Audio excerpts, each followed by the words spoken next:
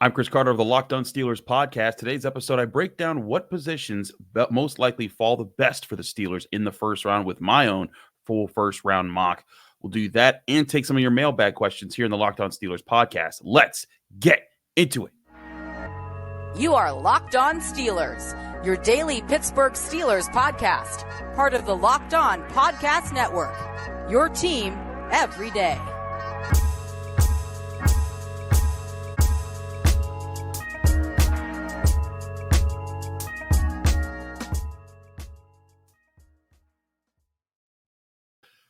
Hello and welcome to the Locked On Steelers podcast. I'm your host, Chris Carter, bringing you your daily dose of all things on the Pittsburgh Steelers. As always, you can find this show on your favorite podcasting apps and on YouTube. Like this video if you enjoyed. Subscribe to this YouTube channel to get all of your daily Monday through Friday episodes, as well as our bonus content. We thank you for making us your first listen every day because we're your team every day. And today's episode is brought to you by Monopoly Go. Monopoly Go, I'm telling you, I may have a competitive side, but the best place to take it out is on Monopoly Go, an app that you can download right now. It's a mobile hit twist on the classic Monopoly, so you could join your friends and download Monopoly Go, now free on the App Store, Google Play. More on them later. Now, it's Friday here, so we are going to address some mailbag questions. We've had some piling up, so I'll get to some of those in a bit. But I wanted to, now that the draft is now less than a week away. In fact, by this time next week, we will know who the Steelers' first round pick is and what their standing is going into the second round, because the first round is Thursday, second and third rounds are Friday. Again, join me for a live show with the Pittsburgh Post-Gazette at Mike's Beer Bar, where you can see my live reactions and breakdowns of how things work out in that first round. But I want to talk with you about my own sort of first round mock. This isn't my final first round mock of how I think it is, but I wanted to do just a simulation of where I think things could fall in the first round and what it could lead to is positionally for the Steelers' needs and versus best player available in that situation. So I did this full first round mock. And I allowed for one quarterback trade. I am not a big believer in mocking trades because it's just crazy. Like trades go all over the place. You can't anticipate where that every year. Sometimes there's 4 or 5 trades in the first round. Sometimes there's one. But in this one, I did this because I do think there is going to be a move made for a quarterback somewhere.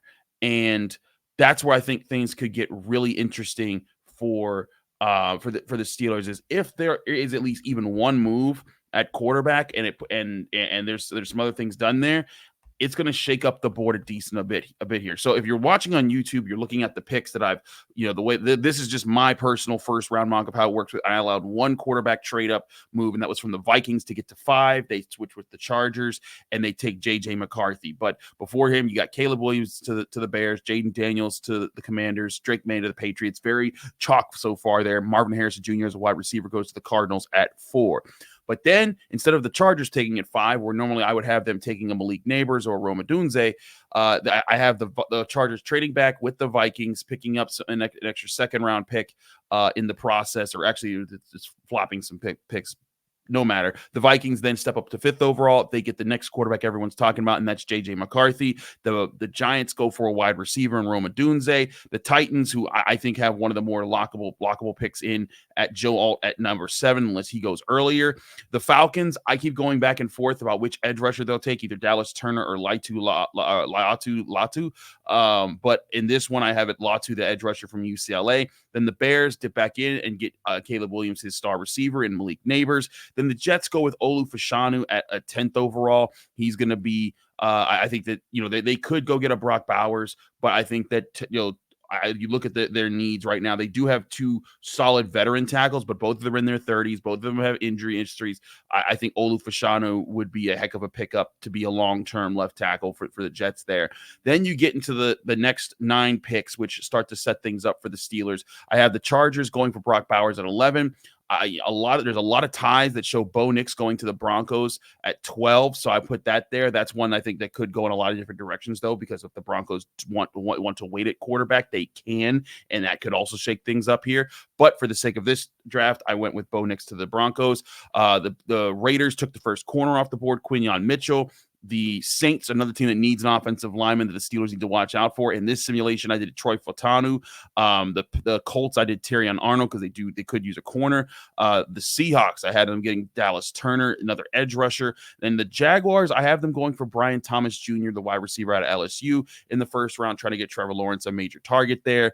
Then the Bengals, I have them getting a J.C. Latham, so another tackle off the board. And then the Rams, with the recent retiring of Aaron Donald, they need another interior pass rusher, so they get the first one off the board in Byron Murphy. So with all those 19 picks here, and if you're looking at the screen, you can see that the pick that I made in this situation for the Steelers was Talisa Fuaga, the offensive tackle out of Oregon State, over Amarius Mims. But let's look at just the positional breakdown here. If you're looking at this on your screen, you can see the different positions and how it plays out. But if you're listening on a podcasting app, in this simulation that I ran through, that's 5 quarterbacks that were drafted before the Steelers picked, 4 wide receivers, 4 offensive tackles, 2 edge rushers, 2 cornerbacks, 1 tight end, and 1 defensive lineman, leaving you to that 20th overall pick. And so then you get to see, like, okay, which positions would have been most advantageous to take advantage of there. Now, as I talked with Alan Saunders yesterday, even though there's 4 offensive tackles taken here, Talisa Fuaga is a guy that I think in a normal tackle class here where there's not so many highly graded guys that he probably would have been wanted to be picked in the top 12, top 14 range. But because there is a Joe Alt who's just so freakishly well balanced in his athleticism and his size, and Olu Fashanu it looks like a premier left tackle option in pass protection, and Troy Fautanu fits so well, and J.C. Latham fits so well. I think that between all those guys and Amarius Mims included there, Mims is another, freakishly big athlete who could be a long-term star at tackle in the NFL. That's just a lot of options at tackle there, where if the Steelers get the 5th tackle off the board, I don't think they're mad, especially for a Fuaga, who I think is the best run blocking tackle in this class, which is why I keep doing this. And full disclosure, if you haven't already, we did release my part of the full official Locked On NFL mock draft, where all the people who host all the shows of all the teams did a full mock draft, and my pick was Talisa Fuaga. Similarly there, all the experts that we have on the Locked On Podcast Network let that board fall down to the Steelers at 20, and I was open to trading back. I was in mid talk with the Buccaneers and the Packers and other guys that do all these other shows, and I was like, nah, Fuaga's there. I'm too bad. I'm taking that and running to the podium, and I think the Steelers would too in this situation. But I think where some people might say is, well, wait a minute, Chris, you mean to tell me if they could get either the 4th best, or the 5th best tackle, or the fifth tackle off the board, or the first center? That could be enticing to see, like, hey, if Graham Barton is actually center, I know he's listed as a tackle if you're looking here on your screen, because that's how PFF has him slotted. But if the Steelers could get the first center, certainly we've talked about this, like, hey, it'd be great to get a lockdown center who's definitely going to be your starter moving forward. But value-wise, at 20th overall in this situation, if you can get a premier offensive tackle who will be on your roster for the next 8 to 10 years, be a dominant player at that position, along with Broderick Jones, you could be setting up your offensive line to be elite in the next few years with those 2 guys as road graders at the tackle positions, and then still try to get a good center in the 2nd round. Granted, in this mock draft, I have Jackson Powers-Johnson also going off the board at 31. I had Graham Barton going off the board at 24 to the Cowboys.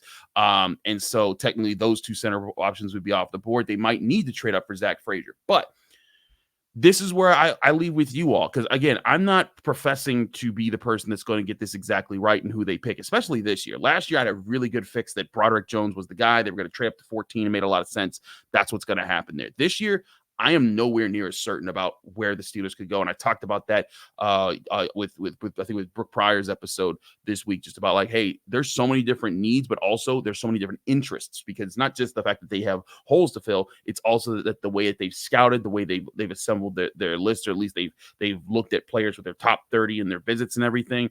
I think that there's a lot of different directions the Steelers could go. I don't think if you're in this situation and it's Fuaga and Mims and Cooper DeJean and Adonai Mitchell and Graham Barton like this, I think you're in a good position here where you'd be happy with any of those picks right there. I mean, even maybe a Nate Wiggins who could be a potential lockdown corner opposite of Joey Porter Jr. But where would you go in this situation if there were 5 quarterbacks, 4 wide receivers, 4 tackles, 2 edge rushers, 2 corners, a tight end, and a defensive lineman? If that was off the board and this was what was presented to you as far as the players who are available, is this the direction you would go, or would you go a different direction? Let me know in the comments on YouTube or tweet at me at Carter Critiques. Let me know how you'd handle that situation there. But I just wanted to do that as an experiment to show, hey, this is how I think the board could fall. We'll do a few more of those experiments as we go into closer to draft day. I'm also planning to try to get you guys my top 100 board by Monday. It's been a lot with all the pit responsibilities with the Post-Gazette. We'll get into all of that as time comes there. But we got to get to your mailbag questions. We'll do that here next on the Locked On Steelers podcast. I'm your host, Chris Carter. Stick with us. We'll be right back.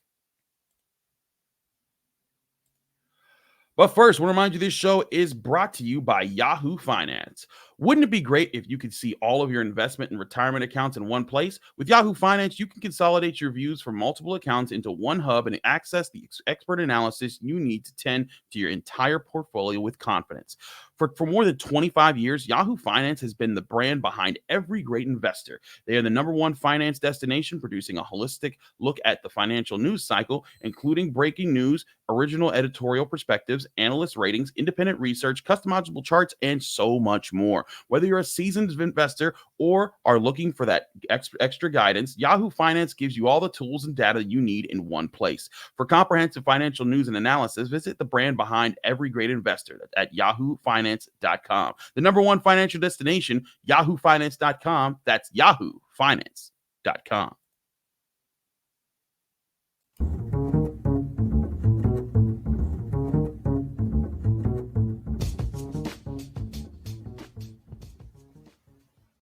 Back here on the Locked On Steelers podcast, I'm your host, Chris Carter. We continue our show by dipping back into our mailbag, and we answer some of the questions you all have left for us on the Locked On Steelers hotline. A reminder, you can call at any point in time. Leave us your name, or call 412-223-6644. Leave us your name with where you always use your name, where you're from. Keep your question under a minute.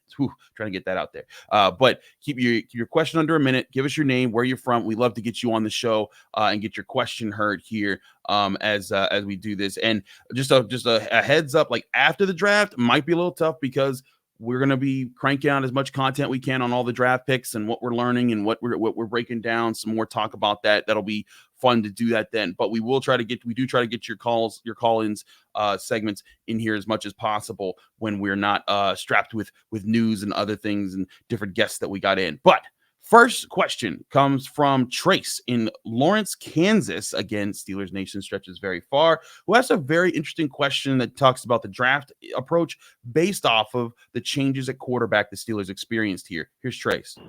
Hey, Chris. This is Trace Tobin from Lawrence, Kansas. I was just wondering, I know we've talked a lot this offseason about like how much help the offensive line needs and how we need another tackle, we need a new center. Because Mason Cole's mistakes were really highlighted last season in crucial moments. I'm wondering, this season we're going into the season with 2 new quarterbacks who we're assuming won't put up pedestrian numbers like, Kenny and Mitch did throughout last season. Does that change the need for a revamped offensive line?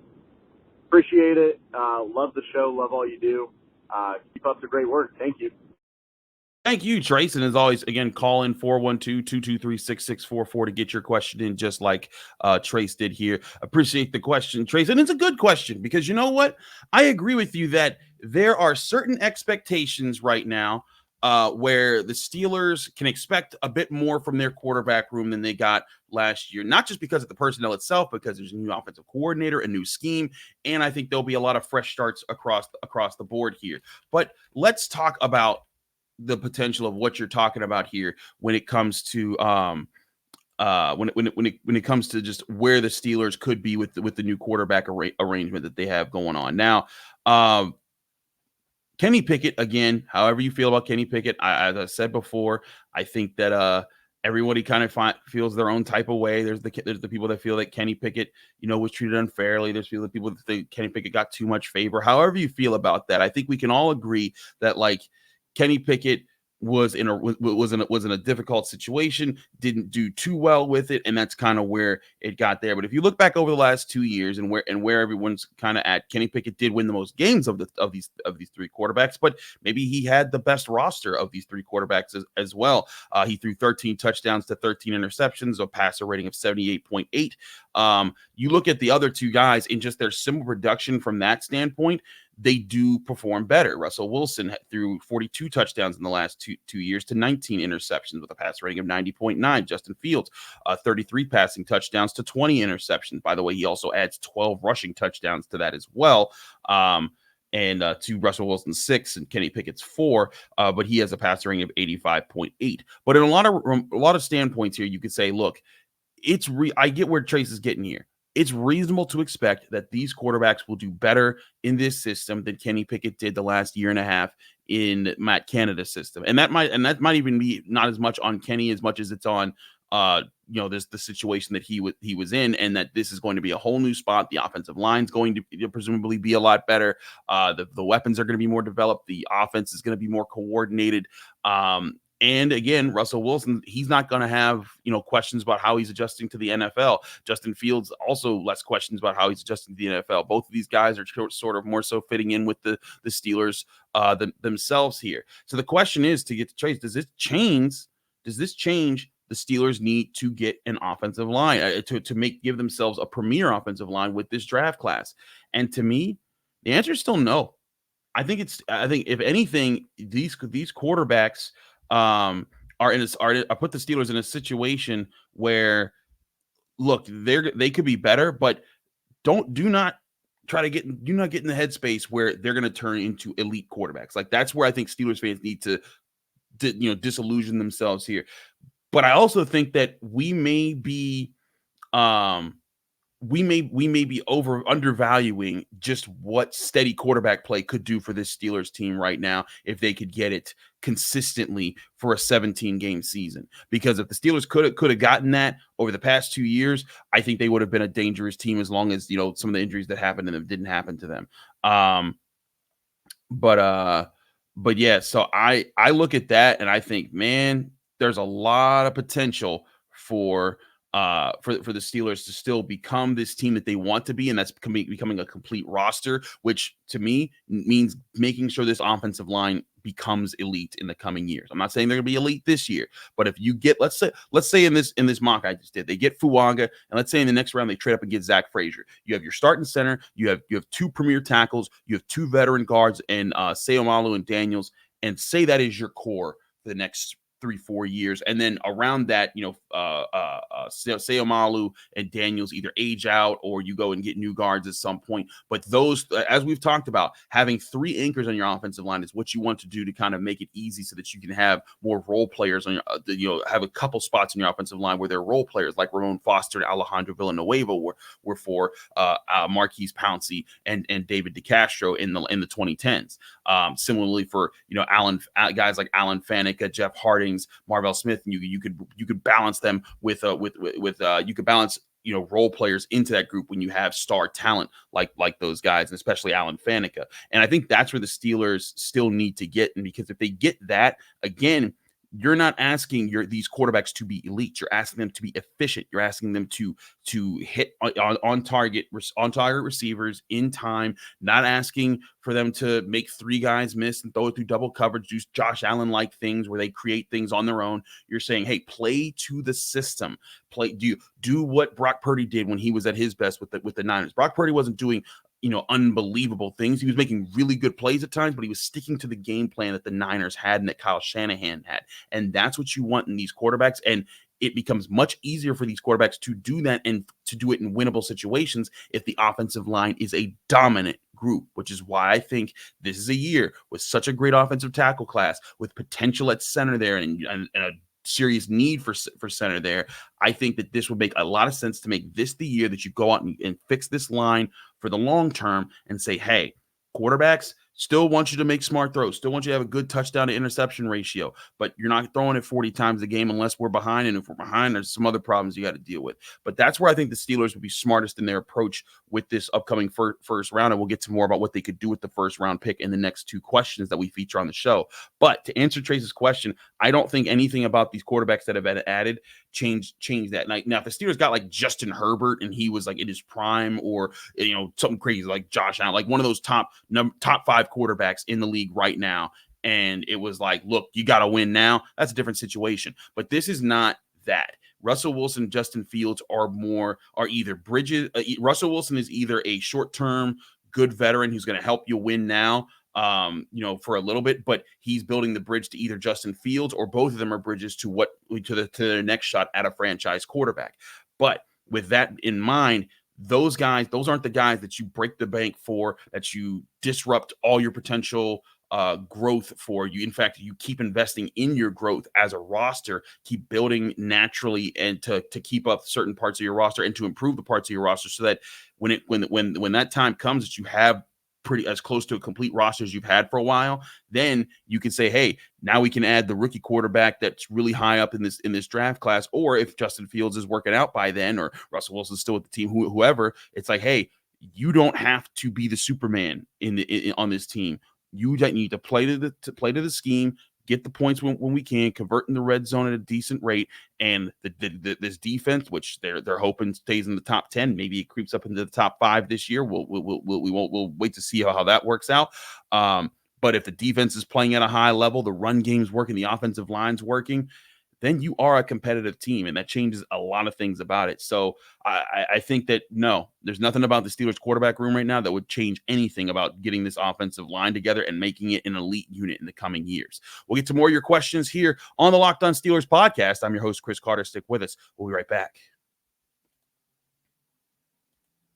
But first, I want to remind you, we're also brought to you by Monopoly Go. I've been told I'm a competitive person, and all that stems back to game nights with my family growing up. We always like to play different favorites, whether video games or board games, but the Super Bowl in the family was always Monopoly. And whenever I won Monopoly for the week, that's when I had the championship belt over my shoulder, walking around the house, talking all sorts of smack to my old man. And now I can carry my championship belt around every single day when I play Monopoly Go, the game that you got to download right now to your phone and start playing. It's the new mobile game that's been downloaded over 150 million times. It's a new twist on Monopoly where you play on hundreds of Monopoly boards in crazy locations, build up your own cities, and bring in big money. Best part, I can still beat my family and friends and get that championship belt. Whether I charge them for rent on iconic Monopoly properties like Boardwalk or rob their vaults, all of it can be shown on the Monopoly leaderboards. So get in the game and join your friends. Download Monopoly Go, now free on the App Store or on Google Play.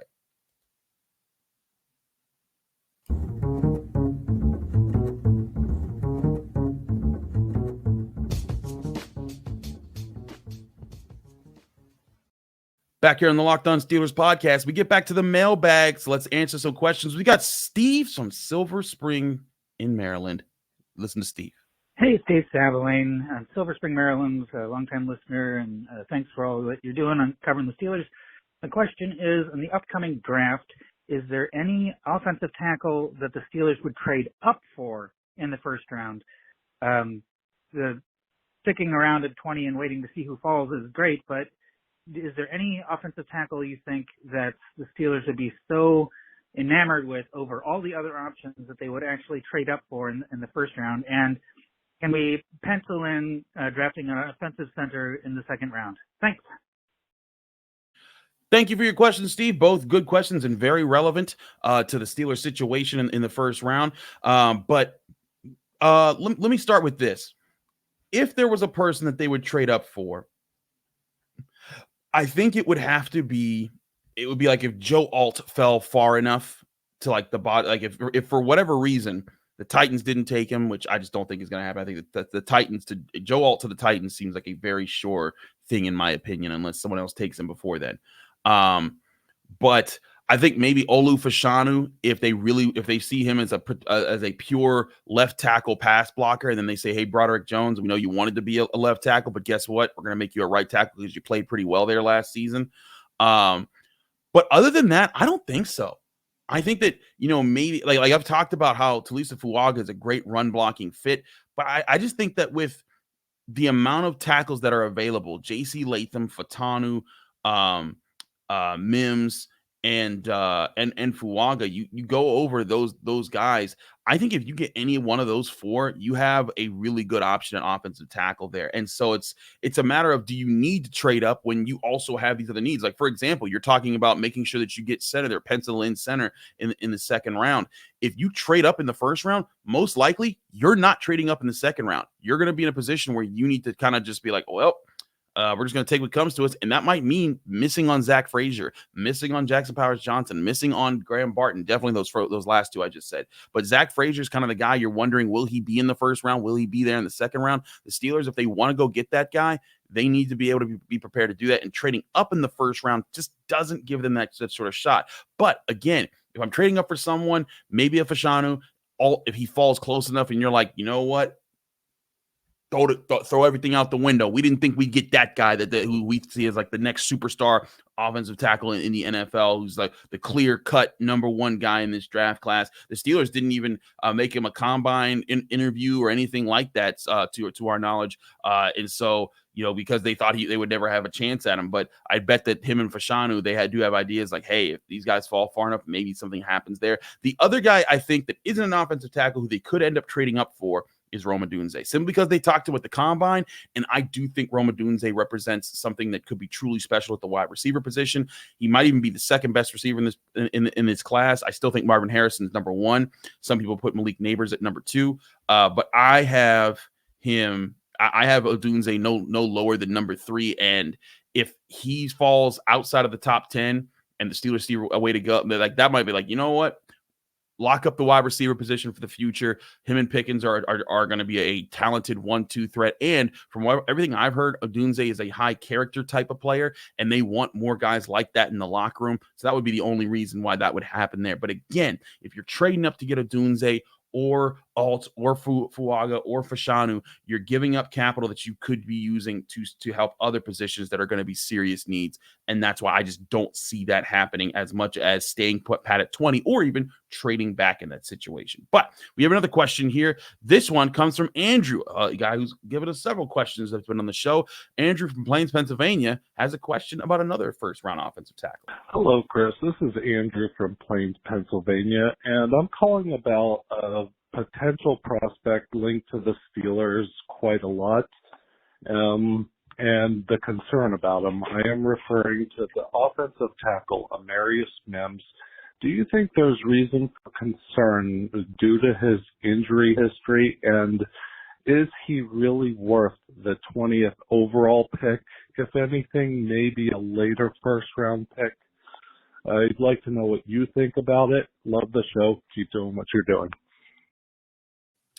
Thank you very much, Andrew. Appreciate your questions and everyone's questions. As always, call in 412-223-6644. Leave your name, where you're from, and keep your question under a minute.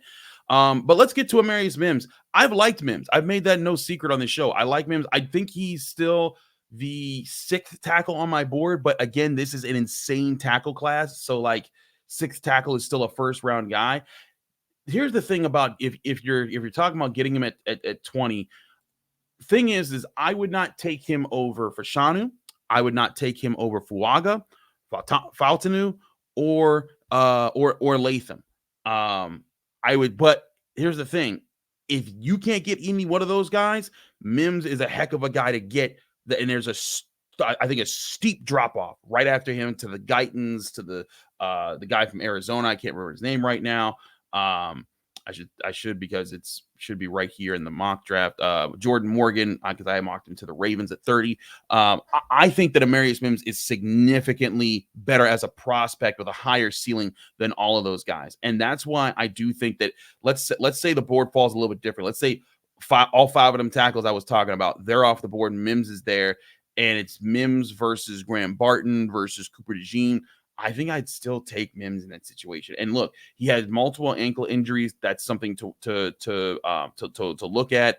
He got injured in the combine at the 40-yard dash, a little hamstring situation.